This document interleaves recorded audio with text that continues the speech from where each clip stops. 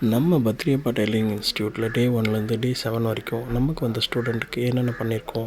டே 1ல் வந்துட்டு ஃபஸ்ட்டு நம்ம பெடலிங் ட்ரைனிங் கொடுத்துருக்கோம். பெடலிங் ட்ரைனிங் கொடுத்து முடித்த உடனே ஸ்டிச்சிங் ட்ரைனிங் கொடுத்துருக்கோம். டே 2ல் வந்துட்டு மடித்து தைக்கிற ஃபோல்ட் டைப் சொல்லி கொடுத்தோம். டே 3ல் வந்துட்டு லைன் ஒரே ஸ்ட்ரெயிட் லைன் போட சொல்லி கொடுத்தோம். டே 4ல் வந்துட்டு